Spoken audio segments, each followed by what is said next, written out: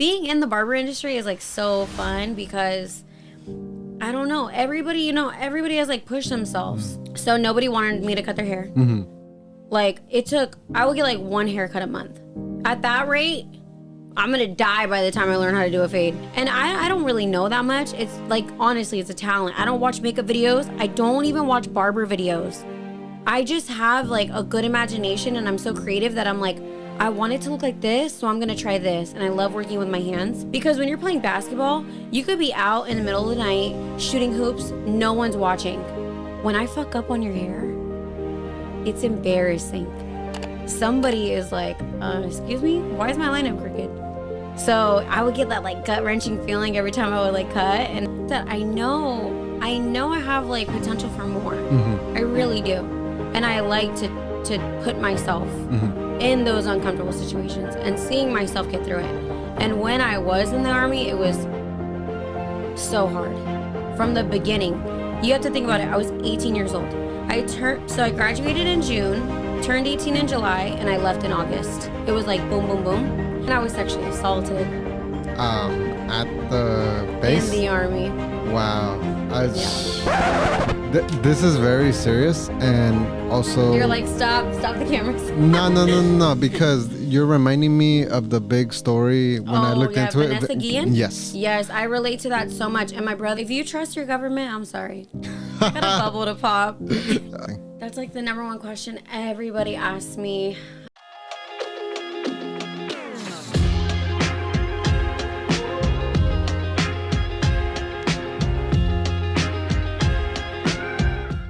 Hi, my name is Bianca Divine, and welcome to Valley Vibes Podcast. Divine Cuts. Bienvenida. Welcome to the Valley Vibes Podcast. Hello, I'm so happy to be here. Thank you for coming. Thank you for having me.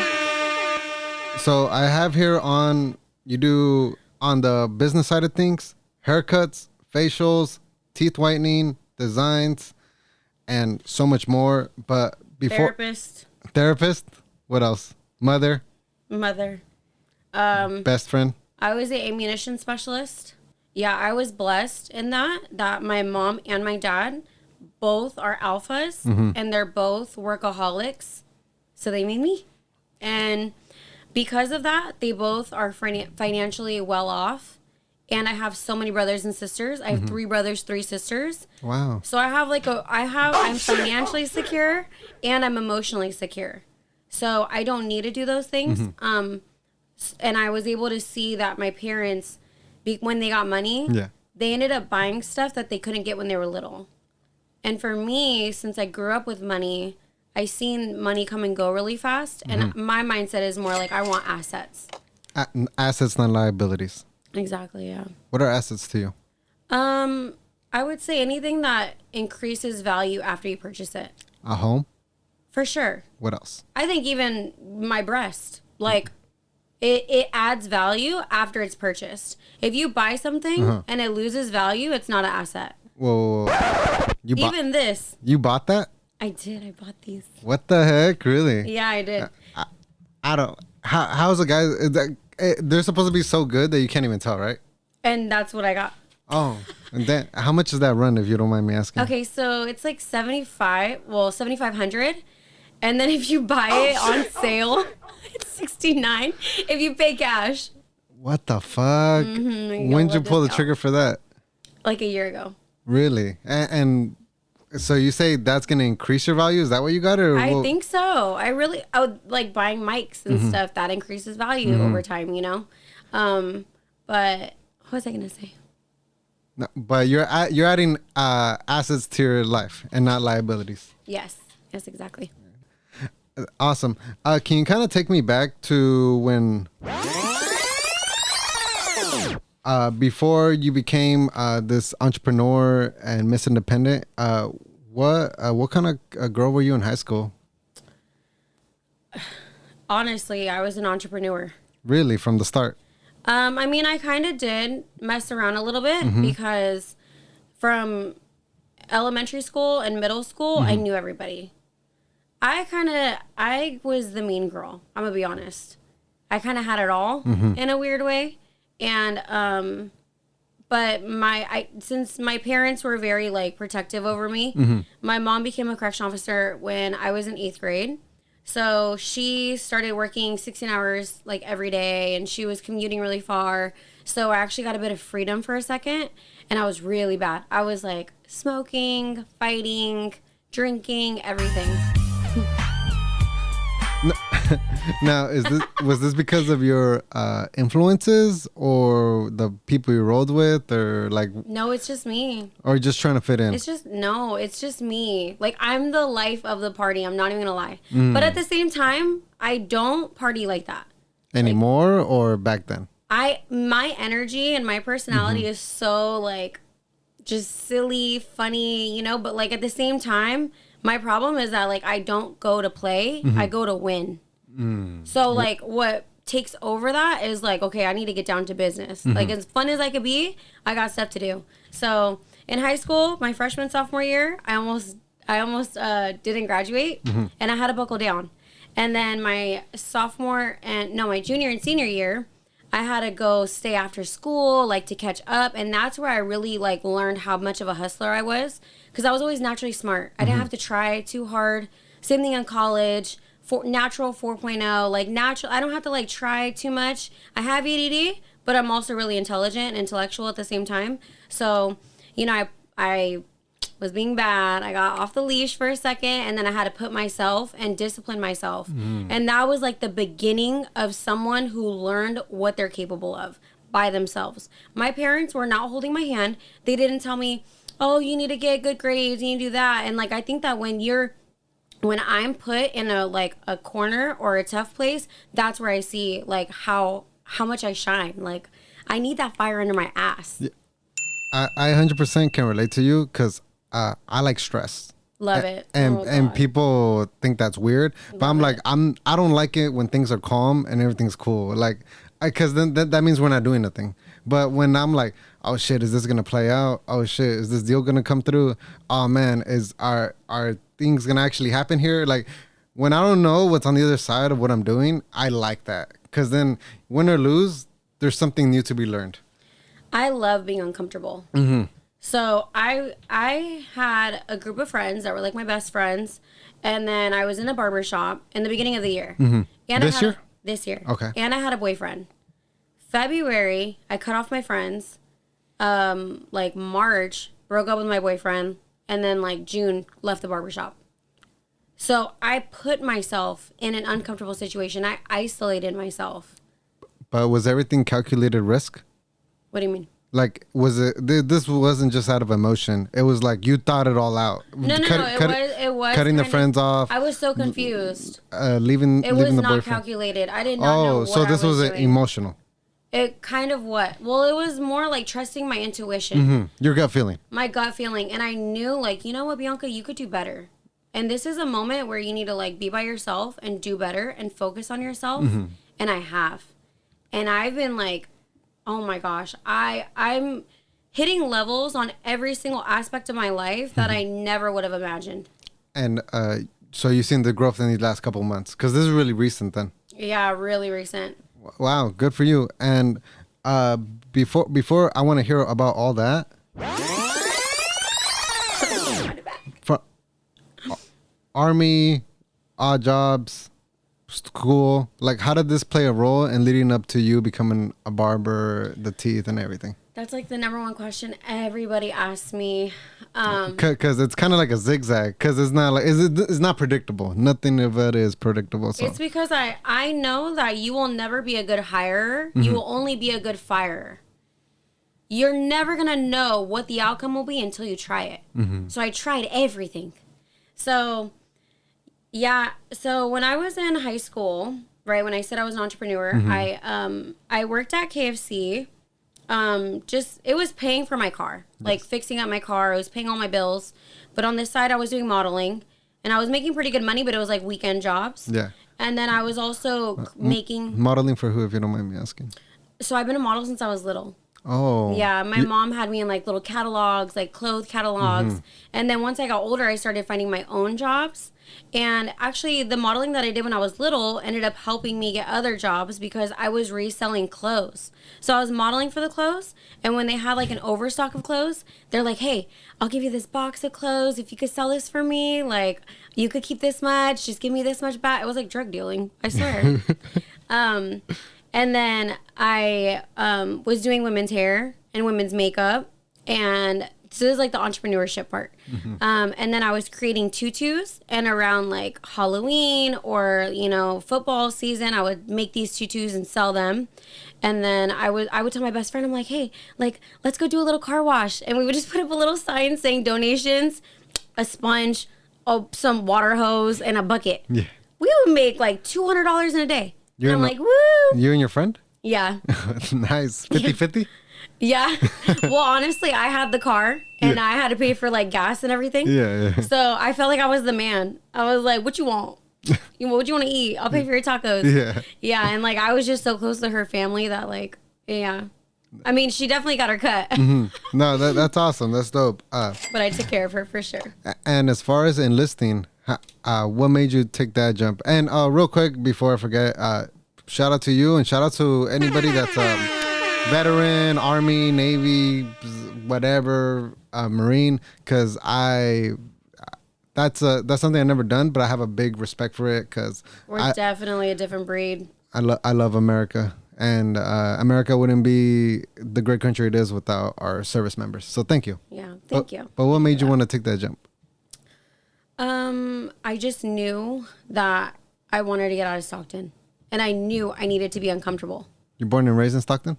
Oh, okay. So you've been here your whole life. Yeah. And I knew I would be fine in Stockton, but I knew that like I said, I know I have like potential for more. I really do. And I like to put myself in those uncomfortable situations and seeing myself get through it. And when I was in the Army, it was so hard. From the beginning, you have to think about it. I was 18 years old. I graduated in June, turned 18 in July, and I left in August. It was like boom, boom, boom. So I was 18 years old. I was pretty and naive. I didn't know anything about all the rules, regulations. And I didn't even realize, like, this is a male-dominated industry where a lot of men were like, and now that I'm older, I see it, they were sexually harassing me. So it's like you see this young girl. How? You see this young girl, right? And like, let's say you're a sergeant and you're above me. Okay. And you're like, I want to mess with her. Like, I'm bored. I want to mess with her. So they start like finding things to nitpick with me at. And because they're a sergeant, they're like, I can make her do push-ups. I can make her do this. I can make her do that. I can get her in trouble. It's just like, it was constant. I was like, how am I doing something wrong again? Like, why me? And were other girls like not getting the same treatment? Honestly, I wouldn't say so. No. And you know what? One guy that specifically like made one specific sergeant that made it really hard for me. His wife looked just like me, but a heavier set version. And when you're assigned to a unit, you're there for 4 years.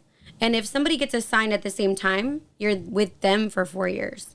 So I was with this guy for 4 years, and it was very hard. And then I was sexually assaulted. At the base? In the Army. Wow. This is very serious, and also... You're like, stop the cameras. No, because you're reminding me of the big story when I looked into Vanessa it. Guillen? Yes. Yes, I relate to that so much. And my brother, he's an Army Ranger. Yes. And he's like, Bianca, like, I'm so happy that you're safe and you made it out, because it's very serious. It not only is it serious, but I hear it's very common. Like, and I'll be honest, I don't know that many people in the Army. I'm sure I'm not the only person with that story. No, I bet you're not. But just to hear it from somebody that's actually experienced it, I'm like, what? Is the system broken? Or what can people do to, like, or women, you know, to just protect themselves or not? Corrupt. Just like our government, right? Yes. If you trust your government, I'm sorry. Got a bubble to pop. I could talk about that all day. That's so funny. I mean, yeah, we're not going to talk about that. No. So did you do your 4 years and then come back to Stockton, or? Yeah. Mm-hmm. And then from there, did you have all these, like, what was running through your head now that you were coming back?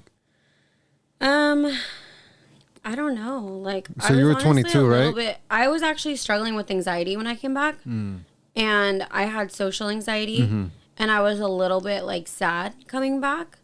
I would literally lay in my room on the floor and cry because I couldn't leave, because I just had so much anxiety like built up being back in my hometown, and like, it's like you leave, you go through like this nightmare dream thing, and then you get dropped back, but like everybody's older, doing the same thing. Everybody looks exactly the same, doing the same exact thing, but just older. It's almost like you fast forwarded. Yeah, I know. Yeah, it was so weird for me.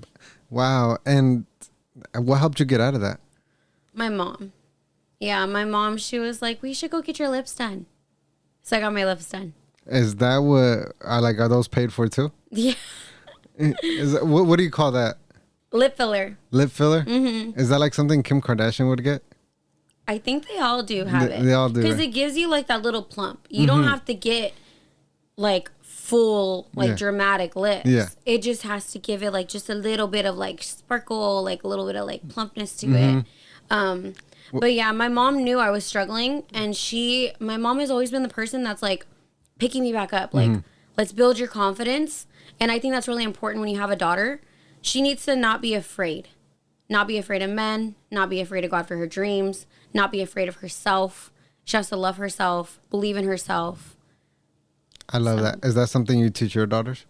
Oh my gosh, my daughter doesn't. She gets an earful. Her love language is words of affirmation.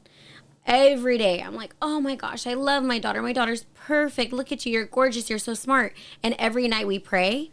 And it's just constant, like, positive affirmations in her mind. And she's like, Father God, we thank you for our hearts, for our house. It's just always just, like, uplifting and, like, making her strong. She even says, Mom, look at my muscles. She watches me work out. Yeah. I tell her to repeat to herself that she's gorgeous. And, yeah, it's something that's super important for women. I personally love that because I learned in life that before to love anybody, you have to love yourself. So and the confidence shows. The confident, I don't even got to point it out. I'm pretty sure people can see on the camera. You're very confident, and it's dope. And it's dope because I feel a lot of us walk around with insecurities. So for you to... It breaks my heart when people are like insecure about themselves. Because I'm like, do you know that they're thinking about their insecurities? Yeah. They're not even fucking thinking about yours. That's so true. I can walk up to you right now and I'm like, wait, is my titty out? Wait, is my hair? And you're over here like, did I dress nice? You know what I mean? Like, everybody is in their own head. Yes. Nobody really cares. Exactly. It drives me nuts. I think that's also what's going on with the whole social media world. That we think... Social media. It's a big L, I feel like, in society. It is. Because nothing's real no more. Like, I feel like everything online is so fake. Whether it's the looks, the lifestyle, even the engagement sometimes. I'm like, because in real life, like, some of the people I thought had so many friends, seeing them in public, I'm like...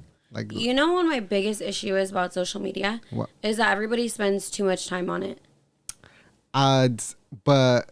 Can the argument be used that there's a difference between like business and just leisure? Yeah, they spend too much time on it as far as leisure. Leisure, yeah. Yeah, so like instead of like you're just watching a video, scrolling.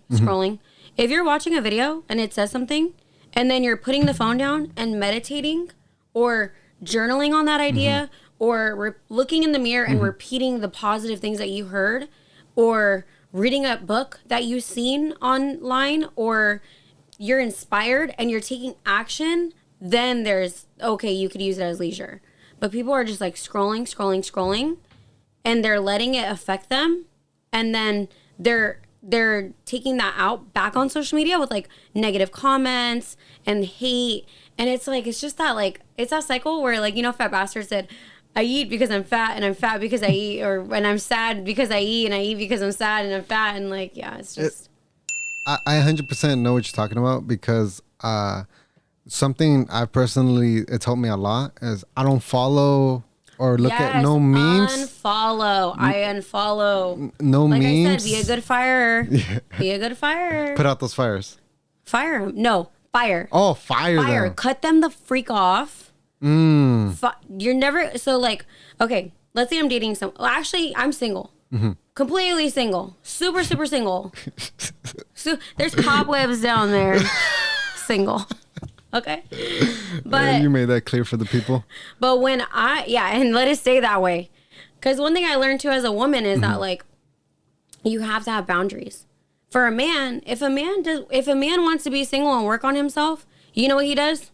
Doesn't get at women. Men, he's not being constantly like chased after.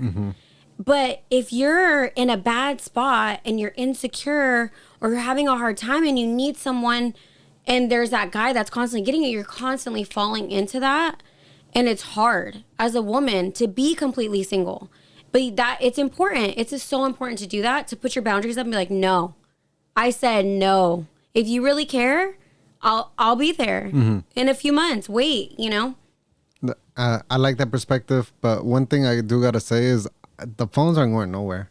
Like I feel like it's just part of normal life now. Cause we're similar age, so like, was it kind of late when you got a phone? Like, nah, my mama got money. Remember? Yeah. I was like the only kid in class with a phone. Oh shit. I had my little hot pink razor. I said, period. And the razor. God. And I had a ringtone. God. Okay. My phone went off in class, and like this song came on. I was like, "Hey, I'm the coolest person in here."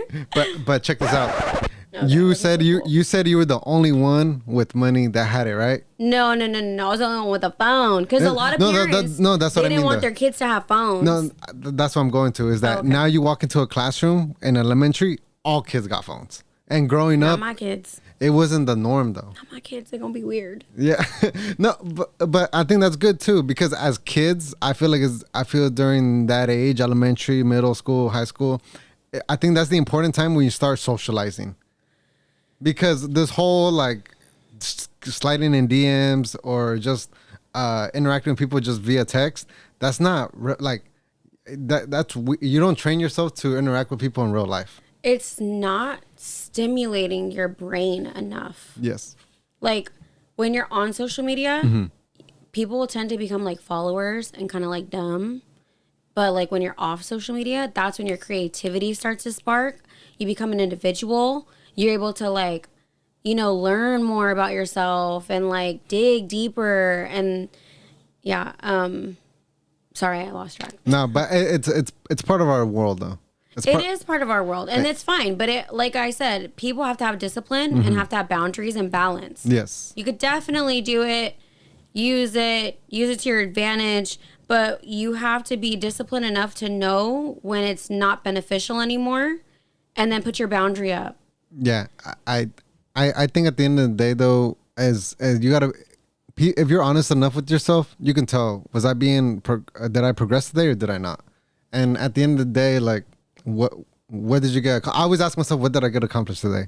And if a whole 24 hours passed by and nothing got done, to me that's a whole day wasted. Yeah. And some people tend to waste these on screens, not even a phone, maybe just on the TV or on the computer. So what I like to do is I like to look at my week. And I was in like a really dark place. I was suicidal at one point. And I learned that you have to like stimulate and like check off 5 areas of your life, which is mental, physical, emotional, spiritual, financial. So throughout my week, I love a planner. I love to look at it and I like to tap into all of those.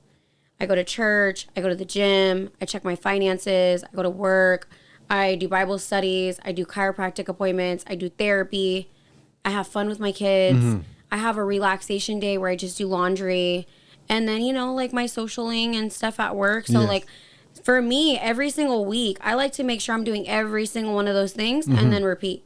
And then you could edit and tweak as you go. Yes. But it's like I don't like to neglect any of those sections of my life. Those are all priorities to you. Mandatory. I love that. So tell me a bit about with these. I just want to. I'm like envisioning so much when they go off. I love that. Most people that watch this are gonna know you with your business and you mainly cutting hair. Mm-hmm. How did you get into that world or that industry?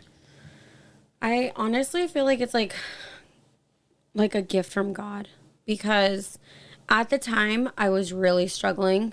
Mm-hmm. And I had got pregnant with my daughter. Mm-hmm. I was actually in college, and I was only like two classes away from my associate's degree, and I had a 4.0, and I was pregnant. And at the time, I was like, man, like I need money. I can't sit here in school. And I signed up for cosmetology school. Mm-hmm. And then one thing about the beauty industry is when you go to school, a lot of people, what they sign up for, they don't end up doing. Elaborate on that. What do you mean? So some girls will come in, right? And they're like, I want to do nails. But then they start seeing the hair color and they're like, I want to be a Cosmo. Some girls are Cosmos, but then they're like, I want to do lashes. Mm-hmm. For me, I was like, I'm a Cosmo, but I want to be a barber. I started cutting hair and I started like, I fell in love with it. What I like to say is like barbering is like you're an artist, but you're painting backwards. So typically you have a white canvas and you put dark color on it. With haircuts, it's a black canvas and you're removing light. That was dope. I've never heard nobody ever reference it like that. That was really cool. Yeah. Because I envisioned it in my head. Yeah. You're 100% cool. Who was your first like client or first person you tried cutting the hair? Like, was that nerve-wracking or was it like a close friend, a partner? Oh my God. So everybody always asks me, how long you been barbering? Mm-hmm. So when I decided to become a barber, it was like October 2019. Mm-hmm. As a female barber, nobody wants to get fucked up by you. I would tell guys, can I cut your hair? And you know what they'd say? I would never let you touch my head. And I'm like, damn, never though? Never? So there was this guy. And I kind of like, I had to like, really, I was like, what's up? How's your day going? Every day. Hey, how's it going? Can I cut your hair? Classmate? Yeah. Oh, okay. Hey, can I cut your hair? Hey, can I cut your hair? Hey, can I cut your hair? And I knew he was a nice guy. Mm-hmm. So I'm just like chipping away at him. I'm like, please. And yeah, he was like, okay. And I think one of the guys was like, dude, I'm tired of hearing her ask to cut someone's hair. Like, let her do it and I'll fix it. So I was like, thank God, like, let's do this. He said, yeah, anyway, but it was bad. And after that, it like bad like he had to fix it, or bad like he actually didn't fix it. It was just bad to where I'm like, a lot of my haircuts at first I'm like, oh my Lord, I feel so bad. Stop the cap. It was bad. I'm not lying. You know what, that shows my grit though, because so nobody wanted me to cut their hair. Mm-hmm. Like I would get like one haircut a month. At that rate, I'm gonna die by the time I learn how to do a fade. So COVID hit. And so when COVID hit, we were all scared. At school or just everybody? Everybody was just scared. So of a cough? Nah, that just means back to America's corrupt. Yeah. So my computer broke, mm-hmm. and they were doing Zoom online classes. So I took a break and I had a beat. My daughter, when I started cosmetology school, she was like 5 months old. Wait, so you didn't graduate from college? Because you said you were about to yeah, you know what? I really thought about it. Uh-huh. I had a 4.0. Mm-hmm. And I was doing really well. All my teachers were like, come be my teacher assistant. Mm-hmm. Like, you'd be great. But I thought about it and I was like, look, in college, the only careers that you'll benefit from college with, so I don't like studying. Mm-hmm. I don't like sitting by myself on a desk and a computer in front of something. Sorry, excuse me. So I thought about it. And any job you get from college, you're going to have to do that for the rest of your life. If you're an accountant, you're going to have to sit at a desk, look at like paperwork and stuff like that. Mm-hmm. If you're a teacher, you're going to have to constantly look at paperwork. Even if you're in the nursing, when COVID hit, you have to learn more about nursing. You have to constantly educate yourself. Mm-hmm. An engineer, you're constantly like evolving and learning. And I'm like, that's not for me. So that's whenever I decided, you know what, I Everybody, they always say, like, do what you do for free or what you would do for free as a job. And people would say, Bianca, can you? And I don't really know that much. It's like, honestly, it's a talent. I don't watch makeup videos. I don't even watch barber videos. I just have like a good imagination, and I'm so creative that I'm like, I want it to look like this, so I'm going to try this. And I love working with my hands. So did you just like teach yourself, or did you have a mentor coming into this? In barbering? Yes. No, I would like try to watch people and like, yeah, because I have too much ADD to like sit there on my YouTube. I can't do it. I literally was just trial and error. That's just what I'm about. Just try this time, try that time. Hey, this looks good. I'm gonna do some more of that. I'm so on the go that what's quicker for me is to do trial and error. And actually, I don't mind getting a no. I don't mind failing. The rejection. I don't mind it. I learned to like not really care. But it did suck because when you're learning barbering, you have to have that confidence and you have to have that like pick yourself up mentality. Yeah. Because when you're playing basketball, you could be out in the middle of the night shooting hoops, no one's watching. When I fuck up on your hair, it's embarrassing. Somebody is like, excuse me, why is my lineup crooked? So I would get that like gut wrenching feeling every time I would like cut, and all through COVID it was like that. I'm like, oh, okay, here we go. Like it's like I'm going back into like a boxing rink and I'm about to get beat up. I know I'm gonna get whooped. That's a dope. I love that reference again. That it's like it's different from basketball. Analogies for days. No, honestly, no, that was solid because it's true. Because you gotta face the music right there. Because when it's like a team thing, yes, like even though like the quarterback sucked, the defender, there's somebody to blame. But when it's just one-on-one service, it's all on you. You take all the credit, and there's somebody holding you accountable. Yeah, on the spot. Yeah, if you're missing shots, no one's gonna really see it. So wow, it's not for everybody. That's something else you should also talk about a little bit. Who do you think can be a barber, or should this like? Do you encourage anybody that has a passion for hair? It's not just about hair, and that's the thing. Like, it really is. I love washing dishes. I love like doing something with my hands and like kind of getting lost in my own like. It's like an escape for me. Because people think like, oh, you can make good money as a barber. But I'm like, yeah, on the outside it looks good. But on the inside, you're like this. 8 hours a day. Can you do this 8 hours a day? You're kind of like in your own mind. But the other part of it is like the conversation. So this year, I dedicated to my health and wellness. And I thought I was taking a step back from my business. But really, I'm helping my business more than anything. Because when people sit down and get a haircut and they talk to me and I actually am able to like give them good advice and be their little therapist, like I know that they walk out with like a good haircut and a good soul. Like they just feel really happy after, and it's actually bringing more value to it. Yes. So it's like good conversation. Anybody that loves to like help other people, because that's essentially what you're doing. You're helping someone else. And you're also like getting lost in your own creative sense. And it's in both worlds, physically with their appearance, and then spiritually or mentally with like maybe they just want to get something off their chest. You genuinely have to be like a people person, because if you're just quiet and someone gets a haircut from you and you don't talk to them, like that whole 30-minute intimate interaction. Like, I get a haircut every week. I don't think I can do this every week. Yeah. And it's not like you could sleep in the chair. If you could sleep in the chair, maybe. Yeah. Oh, perfect. Oh, for sure. That's dope. So anybody that's a people person and that wants to help people with their appearance and with their soul is basically what you're trying to say. Yeah, because there's other things I want to dive into, and I want to step away from the chair to like, do more stuff. But when I cut someone's hair and people tell me, oh my God, I've never had a haircut like this.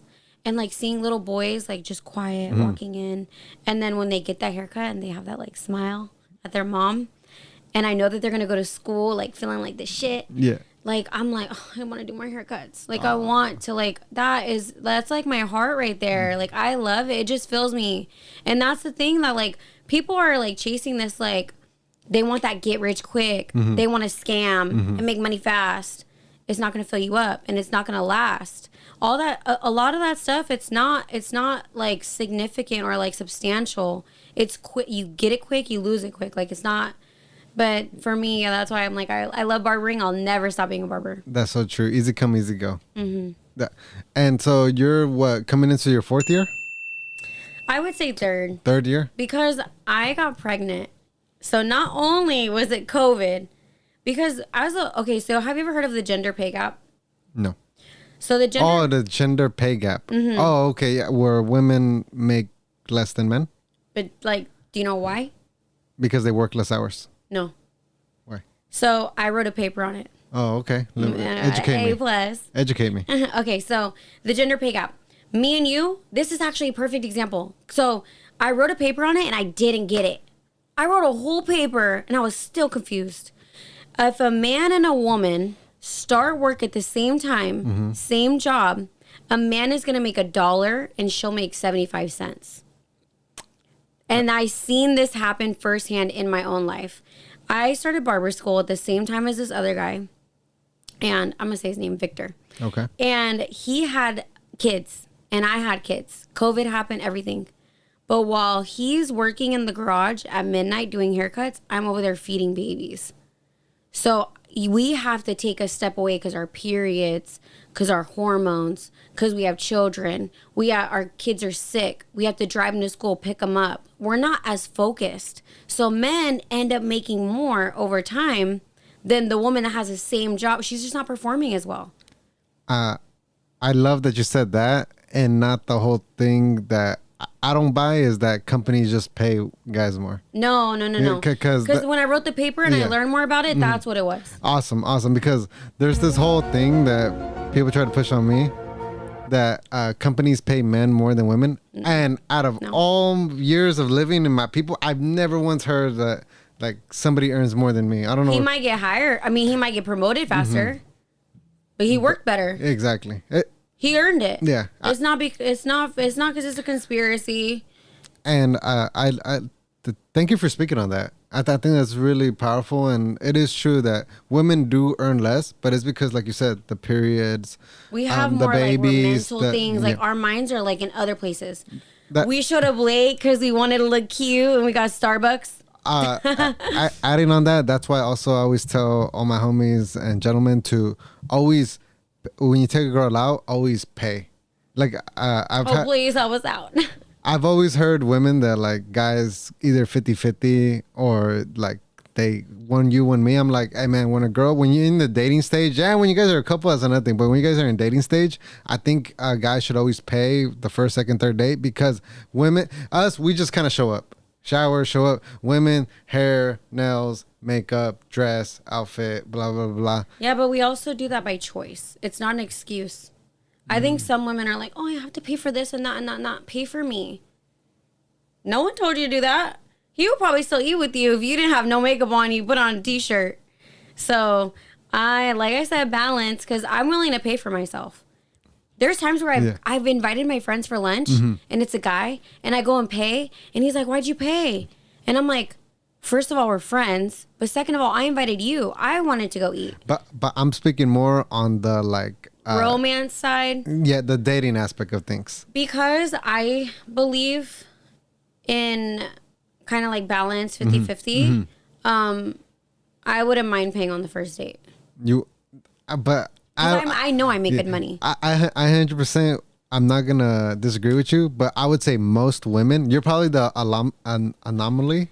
My best friend says that he's like, you're a savage. You're a savage, Bianca. Everybody tells me like, you're a dude in a woman's body. Well, so yeah, I'm the anomaly. I'll give myself that. 100%. But most women, they want the guy to pay on the first date. That's fine. That's fine. But the balance is needed. But you know what? I think some women, they look at men as a retirement. So when you think about retirement, right? What is retirement? Your bills are paid. You don't have to work, and you're taken care of. That's what they see. Walking around. Retirement. Is that my retirement? Is that my retirement? I've never heard that one. Girl. It's like, yeah, he could pay on the first date, chivalry, you know, but you have to be there to support him. You have to be able to like pick him up when he falls. What if he breaks his leg? Then what? Y'all both broke? come on now. Like, he's not Superman at the end of the day. Yes. Help him out. What if he wants a break? What if his emotions? What if he's tired? He didn't get Starbucks. he's emotionally, like, he needs some help, you know? So, yeah. But I would also, in comment to that, society doesn't really care about men's emotions. They don't. So a man, no matter if he feels good or not, he's got to show up. Women, though, if she's pretty enough, there's dudes lined up that'll take care of her. Mm-hmm. But a guy, it don't matter how good looking he is, he's got to go to work. And that's why women, I don't understand why they're so mad. Like, oh, he's with his boys. Why is he not with me? But sometimes, you know, men open up to women and they use the stuff that they told them against them. And it's like, he told you about his dad or he told you about his mom and he threw that in his face because she wasn't getting her needs met. So she starts belittling him so she can get her needs met. Mm-hmm. And that's why men are like, I'm going to go hang with my boys because my homie's been here. He's here for me. He's listening to me. And I respect that. Yeah. You guys should definitely have that. And I also look at all relationships, whether it's with a guy to guy, girl to girl, or opposite genders, as a value exchange. Always. Like it's. I don't believe in that. You're gonna love me no matter what. No, if I become a drug addict, broke, and just stay home and eat Cheetos, you're not gonna love me. And that's why I love having a therapist. You have one? I do. Every Monday morning. Can you speak a little bit on that? How has that helped you? You know, I didn't need a therapist. Like, I feel happier, healthier, stronger, most financially secure, like, in my life. Mm-hmm. And I went and signed up for therapy because I thought this is the best time to see a therapist. When you see a therapist and you have marital issues or your father died or, like, something happened, all you're going to talk about is your marriage. All you're going to talk about is your dad. But, like, I'm like, look, here I am. This is a perfect picture, but what do you see that needs work? Because now you can actually like tweak it and like sparkle it and make it shine. So I love my therapist because every single relationship, my sister, my brother, my mom, my dad, anybody, it's a value exchange. Yes. And this is actually a person that doesn't want anything from me. Except your money.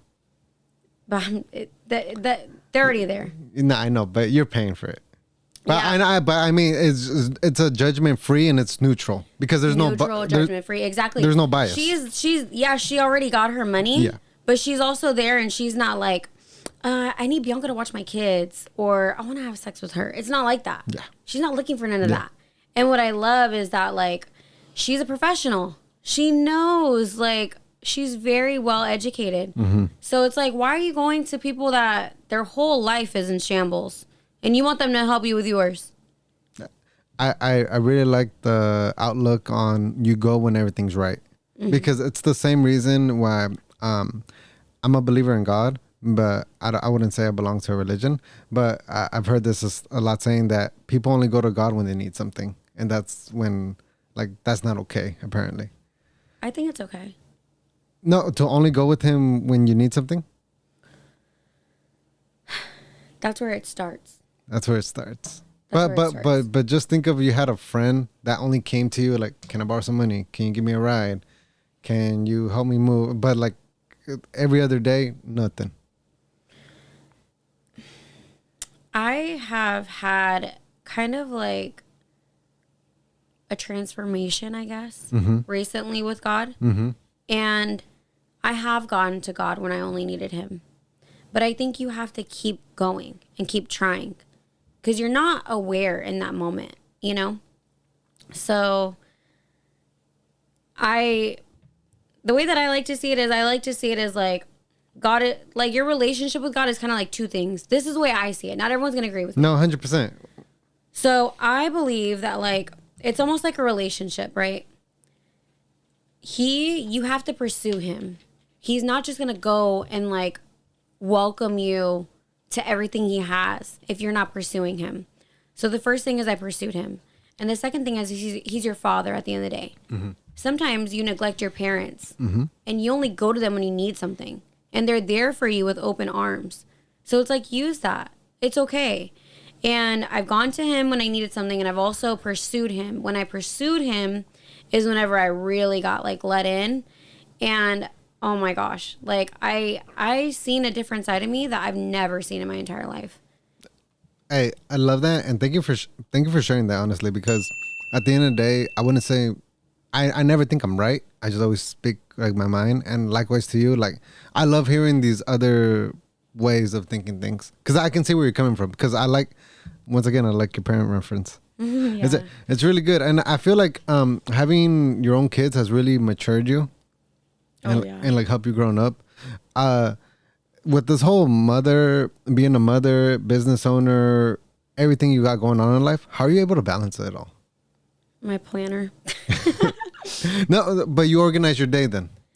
Yeah, because I have ADD, I need notes. I need constant like writing. I have a whiteboard calendar, a planner, and I use my notes, and I have my Booksy.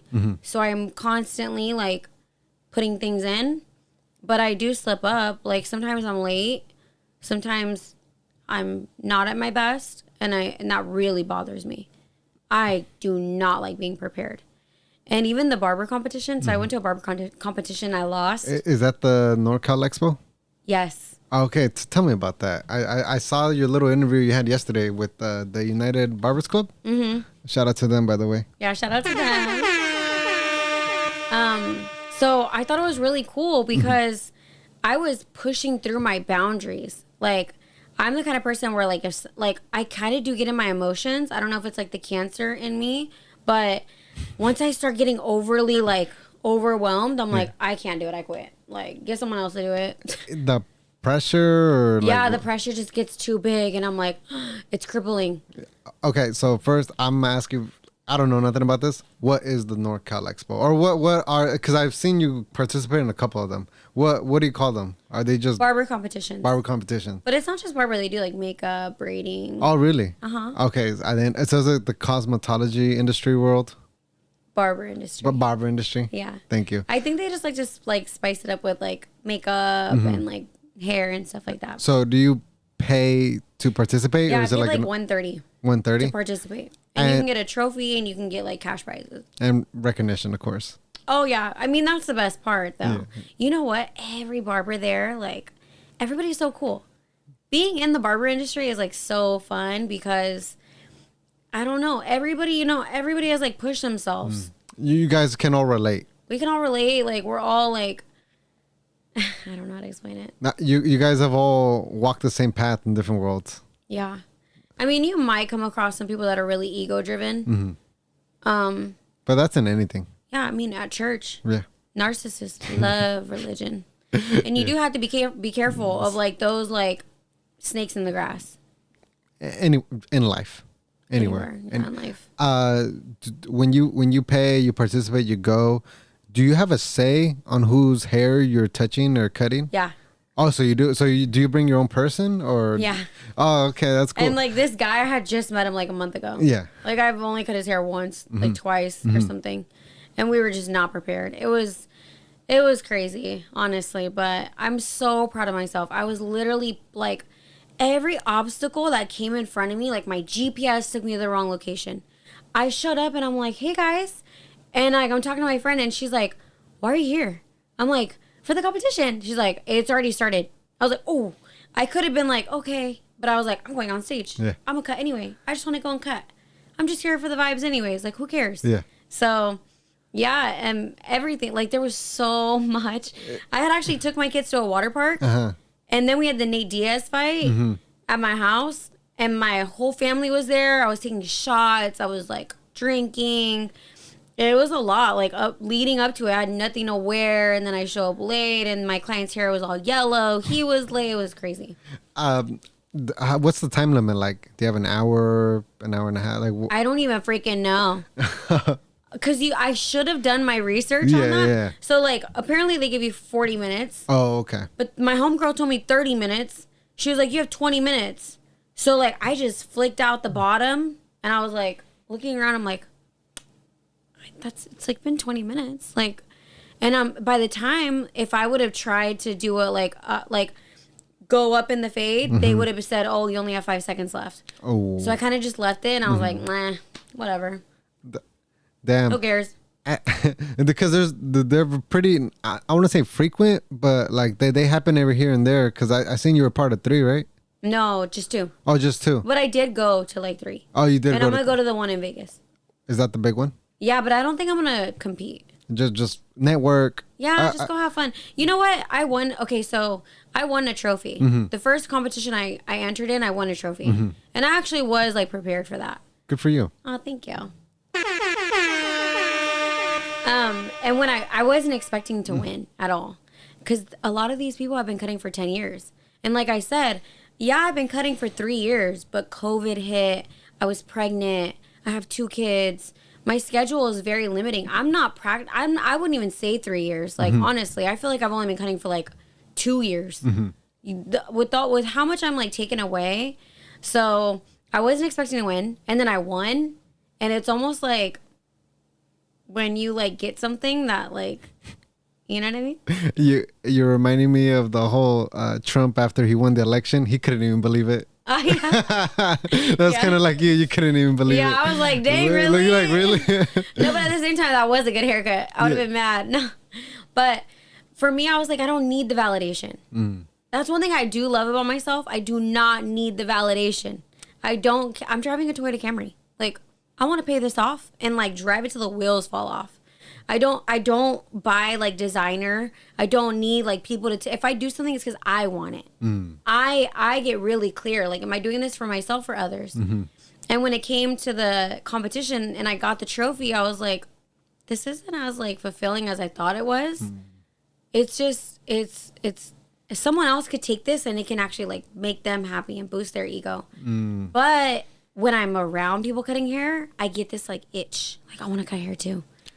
So would you recommend like for an upcoming barber to like go to these events, or do you think it's more reserved for if you don't get your feelings hurt? Because it is a little like nerve wracking. Like, are they gonna call my name? You know, like those little like 5 minutes that they're like calling off people's names. And if you don't hear your name called and you can't handle that, don't do it. Oh, okay. So some type of thick skin. Yeah, but the reason why I like to compete and like actually cut hair is because 1, I love cutting hair. I do it every day. Why not just do it in front of everybody else? 2, it's $50 to get in the door. It's $100 to compete. So it's like, and your client gets in free. So it's like 2 for 1. Yeah, it's like, why would I pay to just enter through the door when I could just go up there, compete, do what I always do every day, try to win? You know, like, I'm going to be there anyways. Let me at least try to take home a trophy or something. Like, why not? Money, a clipper.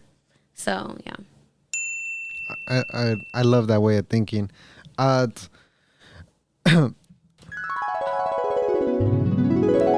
So, even though you've like Cinderella. Even though you've only been doing this for 2 to 3 years, you have some great reviews on Booksy. That's the app, right? You have some wonderful reviews, wonderful testimonials. How were you able to build such a like well-established clientele? It seems like you're always busy and your reviews don't lie. Honestly, I think they just love energy. They're not going for the haircut.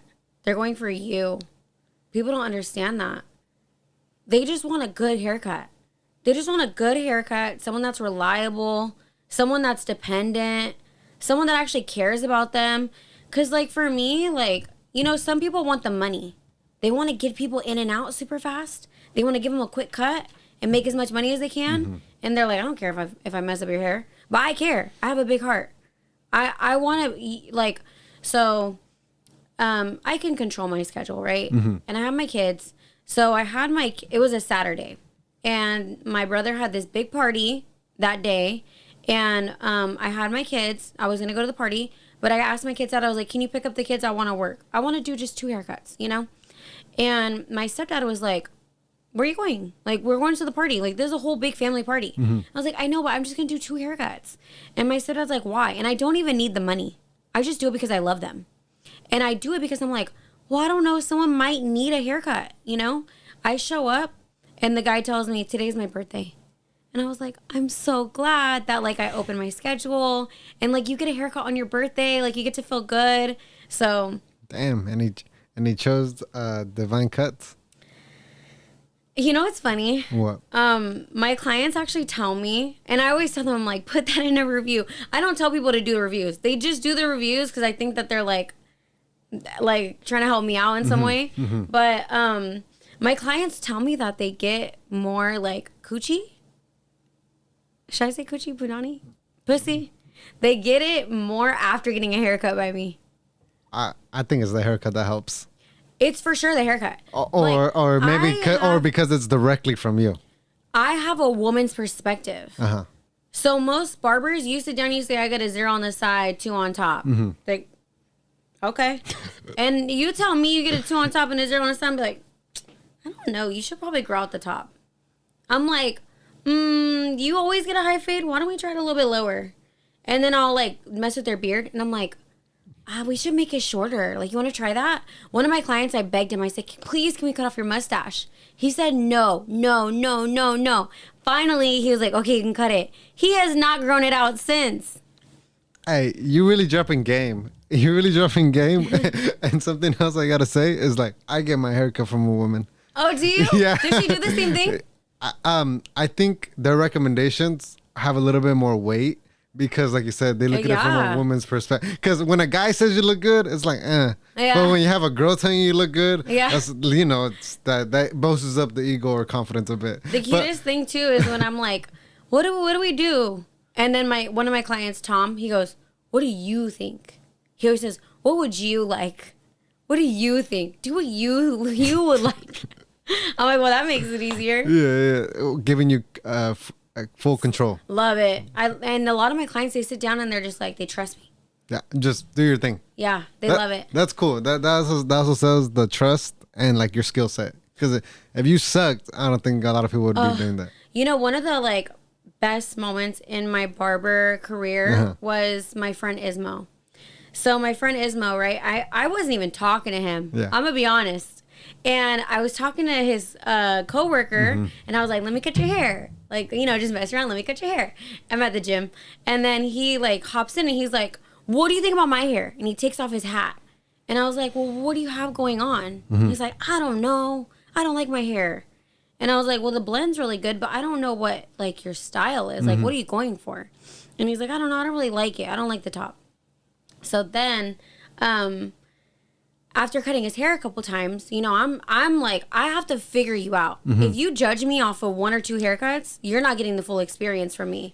Because I have to figure out your hair. I got to figure out your type, like the type of hair you have, everything, the style. So over time, I was like, you know, messing with his hair. And then I seen something and I was like, let me try this on you. And it was a platinum, like blonde. I did it. And his whole like he did like a personality change. Once I finished, like, you could see the difference. And I was so happy because he always wore hats. And I actually helped him. I organized his room. He had like 50 hats. Ever since I dyed his hair blonde and I started cutting it, hasn't worn a hat. I have not seen him in a hat picture since. Damn, you changing people's lives. That here was like, that's dope. That was it for me. I was like, I love what I do. Talking about barbers and doing good jobs, basically, what are some things that either you see barbers can improve on, or you see them like constantly mess up? Maybe they have good intentions, but they can probably have some improvement. Not Chinos. Like hygiene wise, or just their station and their stuff. Honestly, like, I want to up my prices so bad partially because of that. So when you come into my suite, because I have a suite, it's exclusive and my clients love it. There's no one, I've had my clients like cry and like tell me things that I know that they would never say in a barbershop. Oh, because it's just one-on-one. It's just us. It's like your therapy session. Yeah. And, not only that, like, they don't have to come in there and pretend to be something they're not. I see some people walk in the barbershop and they're kind of like awkward, like, you know, uncomfortable. If you're a gangbanger or something, you don't know what you're going into. Yeah. If you are a little bit insecure and you're not looking too nice and you see someone you know from high school that you didn't like or something, or I don't know. Plus there's always people listening in on your conversation. So I want to increase my haircut prices, not just for the haircut, not just because it's me, but because I have an exclusive suite. Sorry, excuse me. Where people are comfortable, but I'm clean. Sorry. And a lot of barbers, I just see how filthy they are. And I think I saw my brother with ringworm like once. But like, there's some people that come in with like scalp conditions. And I literally tell them, no, sorry, like I can't cut your hair. Like you need to go to a doctor. You need to get a medicated shampoo, get it cleaned up. And then when you're ready, like come back. But I'm not putting my clients at risk for $50. Oh, so I'm assuming you've seen barbers take that client anyways. Oh, barbers take that client or take any client and they don't clean their stuff properly, or they just leave it as is. And that's something that I think like is standard. You don't have to talk. You don't have to, always be on time. Like, because things happen. Life. We're all human. Life happens, I don't even think you have to dress professionally. I think that like you be who you are and show up as that person and just be authentic. I don't think the cookie cutter thing is cute. So just to be clean. I love that. And tell me a little bit more about the studio. Congratulations, by the way, because that's really recent, right? Yeah, thank you. So we'll talk about a bit the place you left, but how'd you make the jump to the studio? Was it hard finding that spot? Did you look at several other places before you hit that one, or was it automatic love at first sight type of thing? I knew about them before cosmetology school, before barber school. A girl did my lashes in Modesto, and I remember like seeing her. It was more so her for me. It wasn't the studio. I love mentors. I love like strong women, motivating women. And I do want to be that person like for other women that like they can come to me or like I can inspire them. And she inspired me. And I loved how she had 2 kids. She took really good care of her kids. She took really good care of her body. She took really good care of her marriage, her clients, and then the space. It was just like a creative, fun space. And when I was ready to leave the barbershop, I knew that there was one in Stockton, so I called. And then I seen this suite. They showed me a different suite, but my specific suite, I kind of fell in love. Yeah. Because I loved the window there. I just loved how like it was angled. Like it was just kind of like, I mean, some people are like, my house is perfect for me. This is my home. That was kind of it for, like my suite. Oh, that's lovely. And how much time you got in there?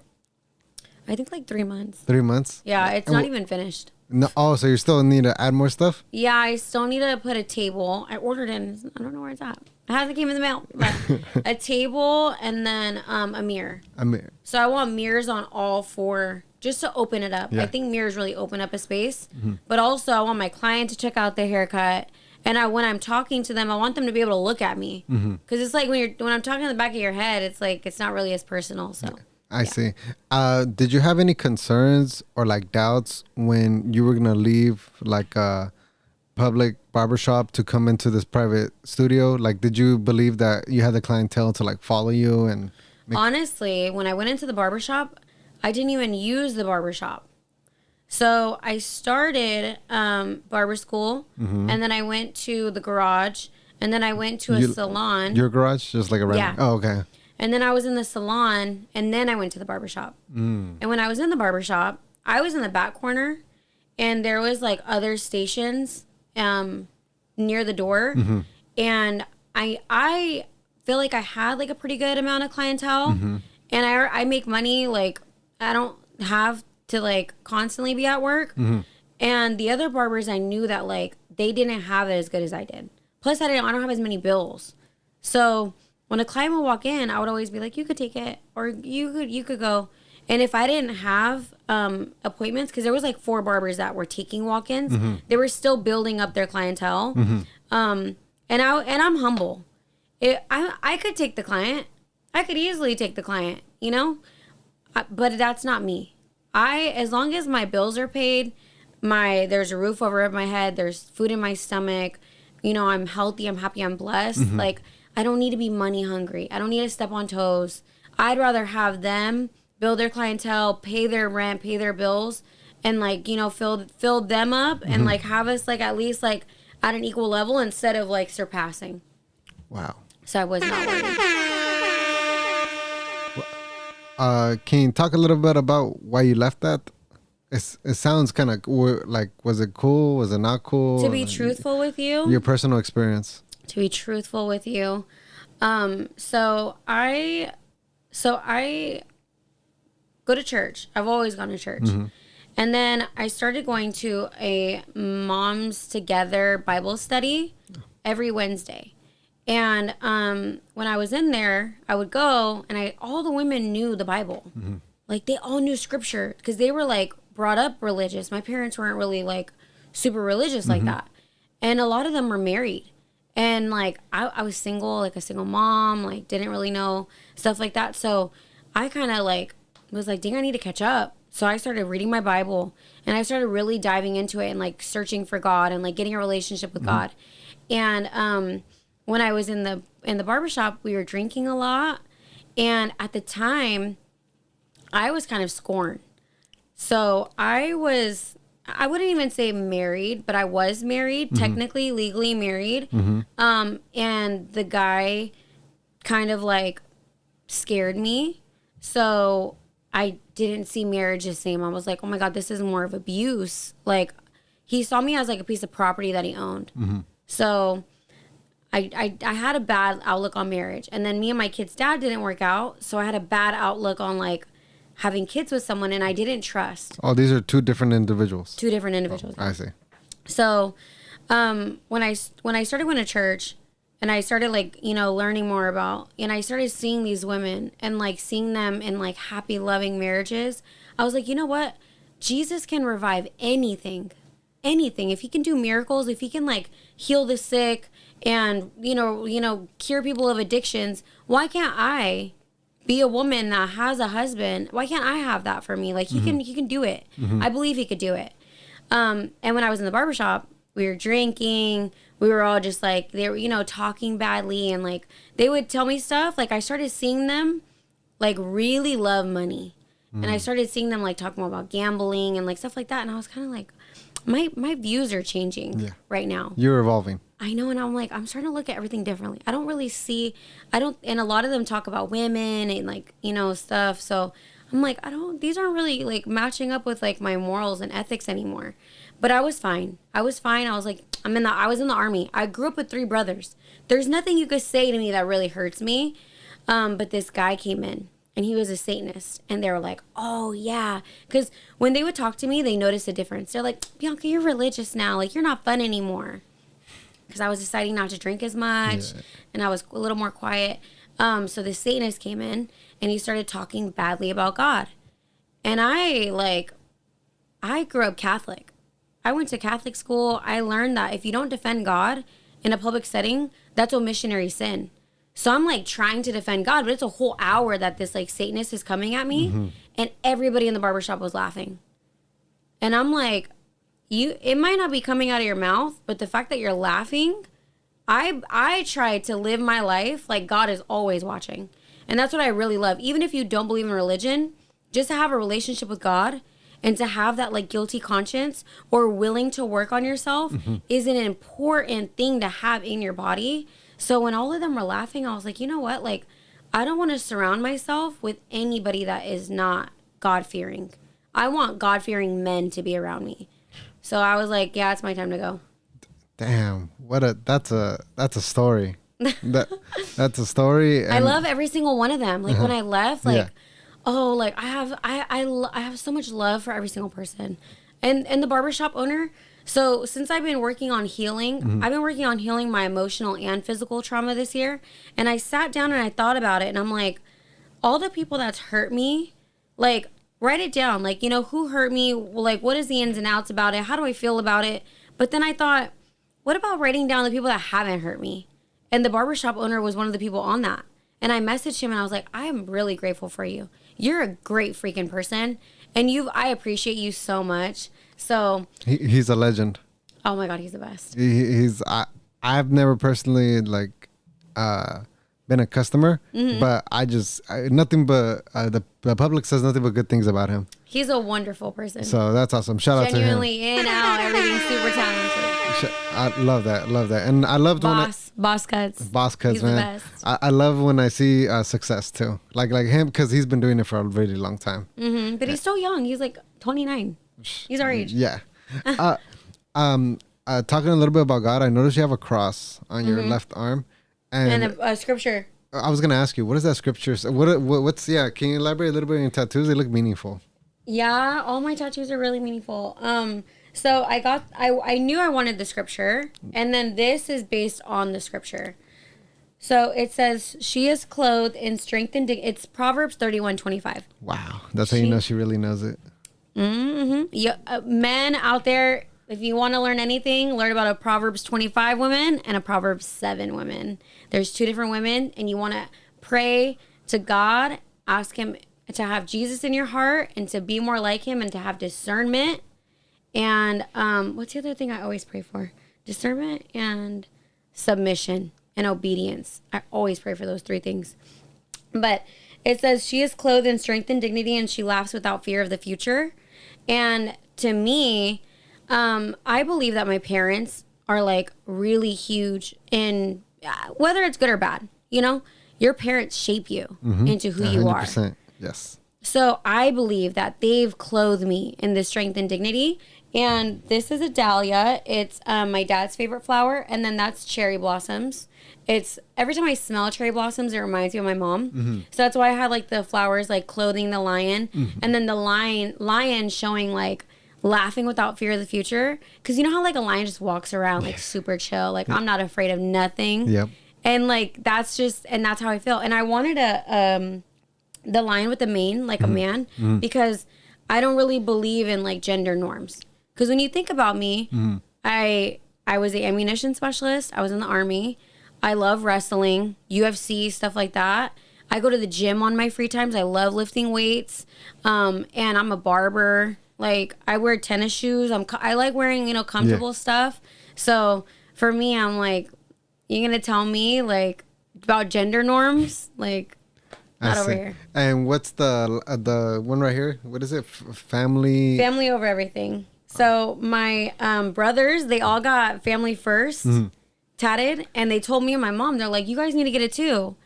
And I was like, I don't know. Like, I don't really want like familia primero, like written on me. I'm like, that's a little harsh.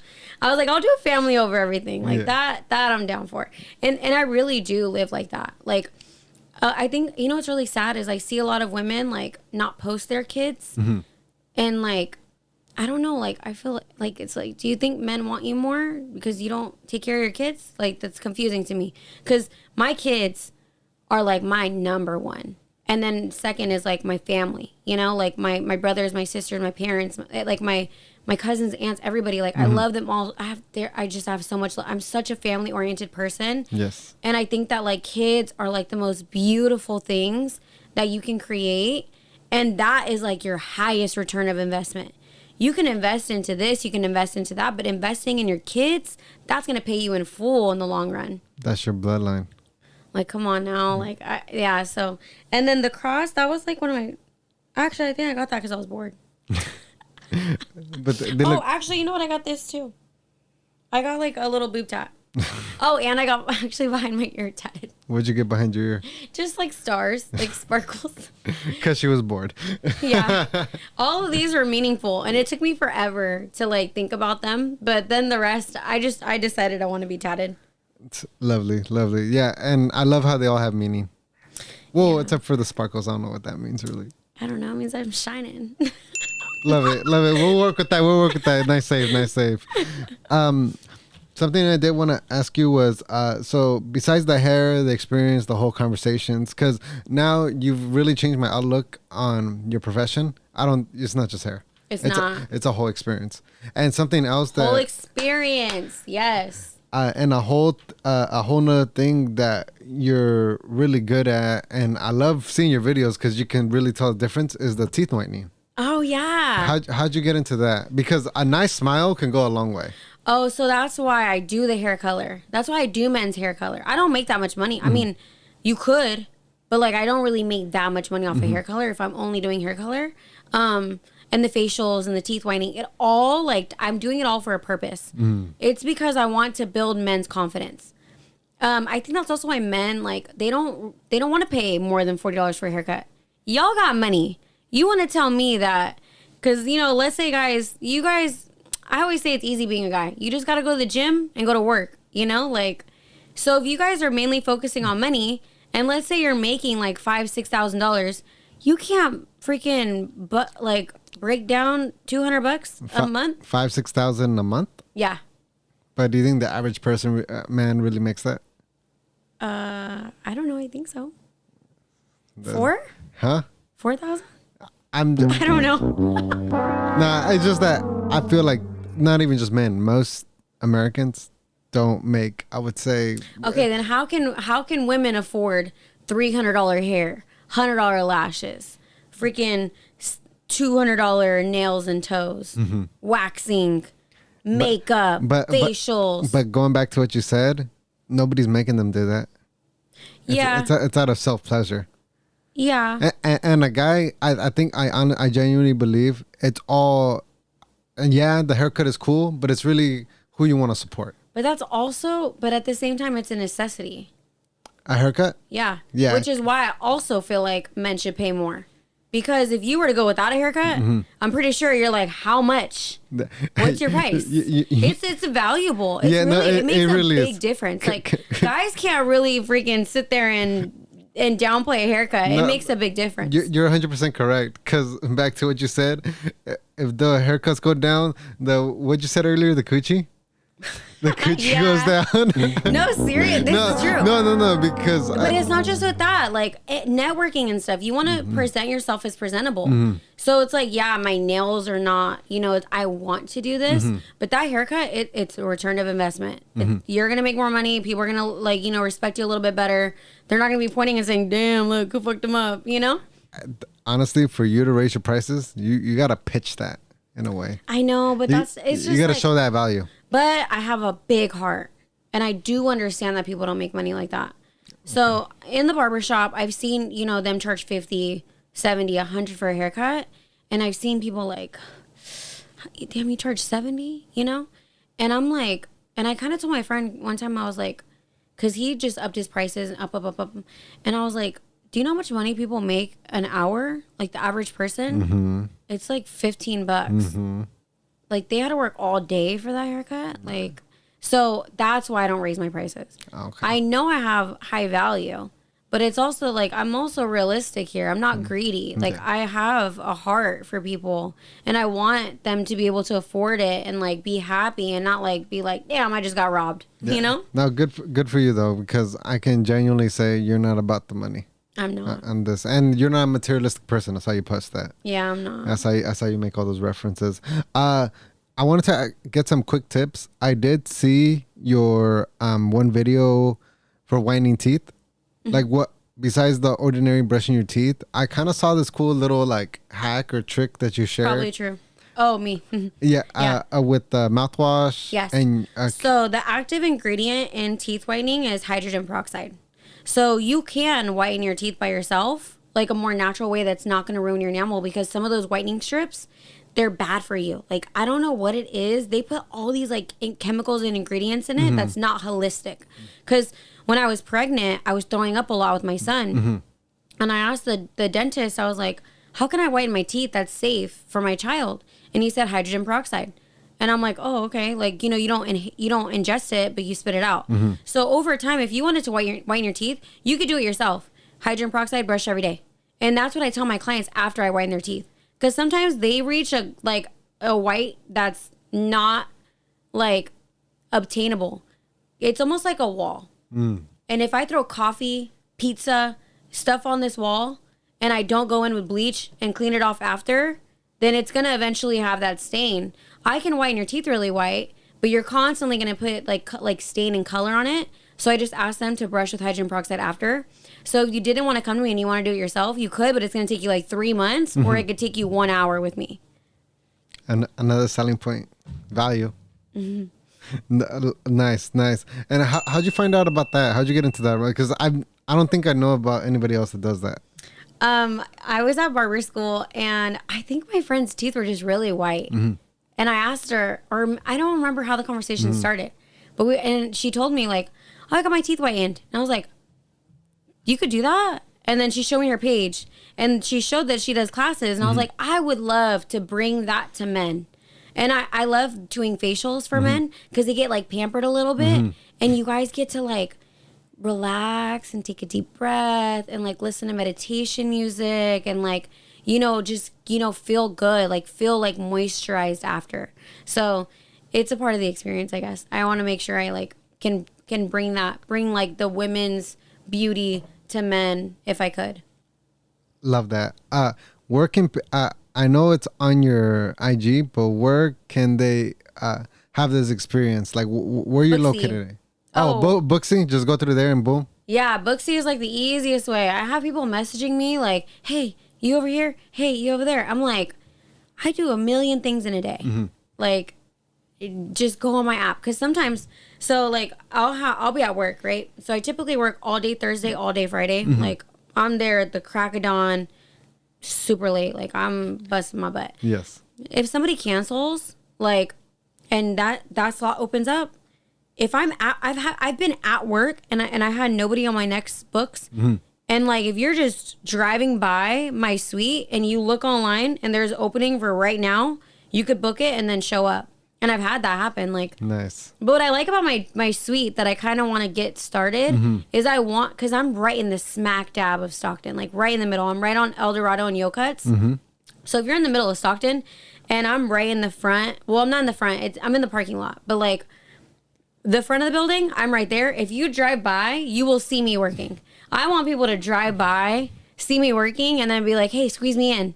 Because I don't get that, like a barbershop. The walk-in clientele. Yeah, and like sometimes with barbershops, like if I get a cancellation, I could have got that. So I'm like, dang, like that is the only bad thing that I find is like if somebody cancels, they give me, like $20, sorry for canceling, here's some money. But that's what kind of got me into doing real estate. Is I was like, you know what? In my free time, I could be doing something. If someone cancels their appointment, I can use this hour for something. But I can't leave because I got another one coming in. Yeah. So that's what kind of like made me, I wanted to wait to do real estate until my kids were older. I really like how barbering is like flexible schedule. I can pick them up, drop them off. I can be there for dinner. Or if I need to pay for my son's birthday party, I can work extra. Like I really love how flexible it is. You're in control of your money, your time. Yeah. So I like that aspect for two small kids, but they're going to get more expensive. And I want to buy a house. I want a house with a pool. I want all my family over. Like I want to be able to pay for everything. So I told myself when they're older, I'll do real estate. I'm going to do that when I'm older. And then when I had so many like cancellations and people not showing up, and I'm not mad about it. I understand. Business. It is what it is. Yeah. It's life. That's when I was like, I'm going to just do real estate now. Like, and how's that been? I'm studying right now, but I honestly think I would do great because you got a fun fact to share? I don't know nothing about that world. Like, did you know or believe? Yeah, a fun fact that I learned in now that I'm in school learning is that California, this is actually a really good nugget and really good perspective. California's like sought after throughout the whole world. You have to think about that. The whole world wants to move to California. Why? A lot of it, the economy, the opportunity, the value, like the everything that what California has going Properties, on, it's very rare. Water. Yeah, so we have everything here. I really encourage people to purchase a house because you have to think about it. The value is only going to go up over time. Yes, the market fluctuates. Inflation, though. But guarantee. inflation, when you think about it, that house in a couple years, because there's people from Japan that want to buy your house. There's people all over the world that are like, I'm tired of where I'm at. I want to come to California. Interesting. That is a good nugget. Yeah, and it says it. And I'm. Some people are like, oh, you'll finish you'll get your real estate license really fast.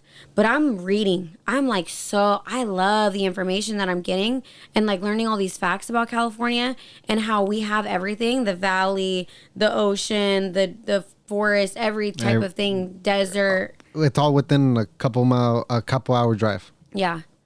That's dope. And I wish you the best. When do you think you'll wrap that up or be fully licensed? So because my main focus is on health and wellness this year, I've been doing a lot of like meditation, journaling, reading, therapy. Like I'm really digging deep within myself and my mind, and I'm like isolating myself. I'm doing delayed gratification. I'm not trying to distract myself with other things. So I just told myself, by the end of the year, get it done. And I like to give myself a deadline. But I think I'm given like a whole year. So when you sign up for school, they'll give you a deadline. And then I think you have to like re-enroll back in school. And they want you to take like you have like 3 attempts at the test. Oh, so this is like your own pace. It's your own pace, It's not like you're in an actual classroom. Yes. Oh, I got it. Awesome. That's cool. That's neat. Well, wow. Just you're gaining so many skills and so much knowledge. The one thing I love about like you and everybody I talk to is the amount of like knowledge we seek. Just go kind of referencing back the phone. I mainly look at my phone because I'm trying to learn. Yeah. Or like gather information, knowledge. But if it's just pure amusement or just wasting my time, like, because you take away the phone, now what? But if this knowledge, everything we learn, that's always going to stay with us no matter what. And that's cool. And I wish you nothing but the best in that endeavor. It was cute because when I was younger, I would tell my dad, I would say, what do you think I'm going to be when I grow up? I used to be the person that would Google how to make $1 million. But my thing is, money's not everything to me. It's not my main focus. And my dad would say, a real estate agent. And I'm like, you say that every time. What else? And I had no idea. But the older I got, more people were telling me, you'd be a great real estate agent. You'd be a great realtor. And then I started like noticing houses. And because I have 2 kids, I want a house for them so bad. Like I've learned so much about the market, and I was also in the financial industry, so I learned about like stocks and stuff. And I know how important it is to have a home. I know how important it is to like have a place for your kids, and I know how difficult it is, you know. So I think that I'd be able to really bring value to people, and being able to like help them get a house, and I know the value of that house. Love that. What are you most proud of this year so far? With yourself? I honestly think the boundaries, like as far as like not dating anybody and being with anybody and like giving myself that like just discipline, I guess, you know? What do you look for in a man? You're not going to be single forever. I know. I thought about that. I did think about that. Like, I think it's funny when women say, fuck man, fuck this. Like, yeah, but you're going to end up with one. Or if not, like at some point, you're going to spend a time with one. And that is why, like, I've dated and like would break up with them. I'm not a fan of being in a miserable relationship for 6 years just because if you're not my husband, do not waste my time. I am not getting prettier. If you're not my husband, do not waste my time. What do you mean? That's also like my mentality that I've been thinking too is like, you could, you know how people have like fuck buddies? It's like, yeah, you can have sex with them, but like for what? That's not your husband. Why are you having sex with him? When I changed my mentality and I started looking at guys and it's like, yeah, you have that sexual attraction to them, but that's not your husband. Why are you wasting your time if that's not your husband? So I am definitely, I'm like, I want my husband or I want someone that I see potential in becoming my husband or being my husband, you know? So what traits does this future husband have? I think I would want like the male version of myself. Really? You think you'd want to date yourself, just the male version? I'm dead serious, yeah. Because that's rare. But then again, you're an exception to the rule. Sounds like it. Yeah, and that's the thing is because I'm so like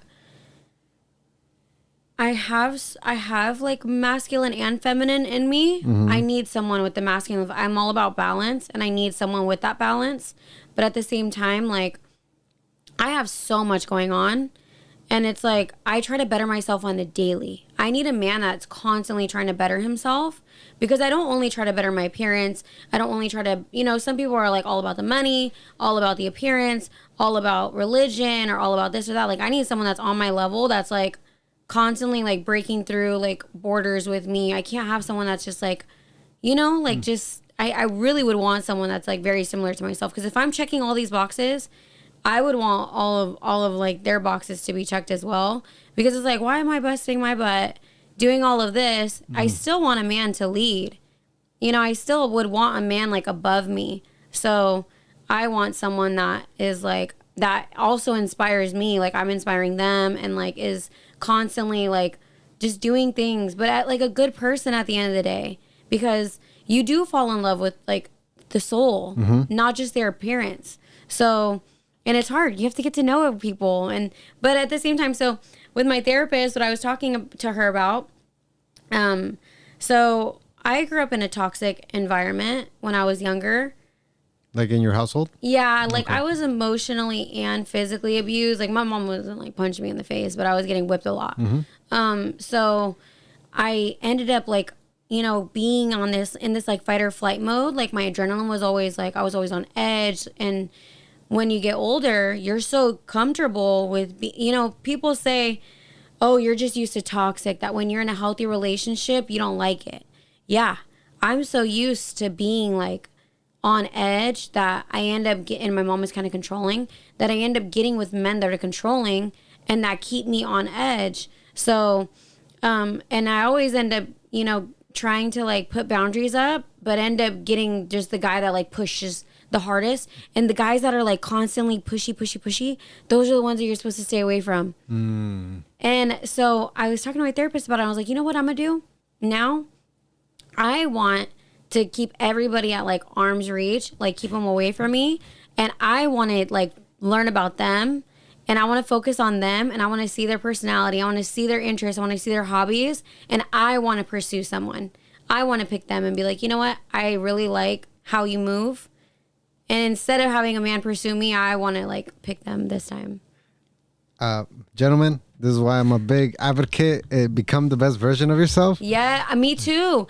Oh my God. All my guy friends, I know that they're miserable with the girl that they're with. And I'm like, why are you wasting your time? All you're doing is getting bad habits.